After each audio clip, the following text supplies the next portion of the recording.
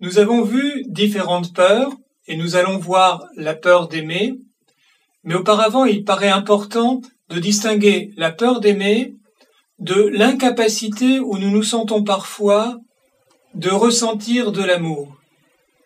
Il y a effectivement des circonstances dans la vie où nous nous sentons incapables d'aimer, et ça peut arriver pour différentes raisons. Si par exemple, nous sommes très fatigués, ou très malades, faibles, ou que nous sommes perturbés par une émotion forte, comme la tristesse ou la colère, eh bien, dans ces cas-là, nous pouvons nous sentir incapables d'aimer. C'est comme si nous avions d'abord le besoin de récupérer avant de pouvoir donner.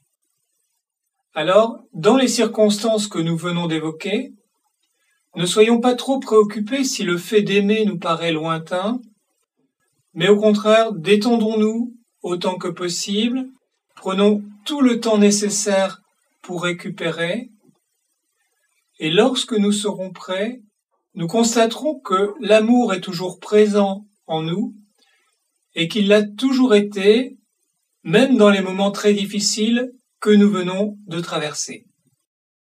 En effet, l'amour est notre nature profonde.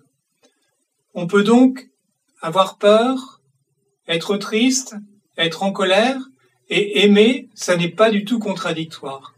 Je dirais même que ces émotions fortes et perturbantes naissent dans l'amour et disparaissent, un peu comme un nuage né dans le ciel et disparaît. Combien de parents entrent parfois dans de vraies colères ou de vraies tristesses à l'égard de leurs enfants? Probablement tous. Mais ressentiraient-ils cette colère ou cette tristesse s'il n'y avait pas d'amour entre eux? En général non, ou alors infiniment moins. C'est bien parce que nous ressentons de l'amour que quelque chose nous touche en profondeur et qu'alors une émotion monte en nous jusqu'à nous envahir. La colère ou la tristesse sont bien ici nées dans l'amour, elles disparaîtront, mais l'amour, lui, restera. Alors, quand on est dans une vraie souffrance, nous ne devons pas à tout prix essayer de vouloir contacter l'amour en nous au prétexte que c'est notre nature. Si à certains moments nous sommes trop bouleversés et que nous ne ressentons plus ce contact avec l'amour, eh bien, nous devons tout simplement attendre avec confiance. Et quand nous serons prêts, ce contact se rétablira.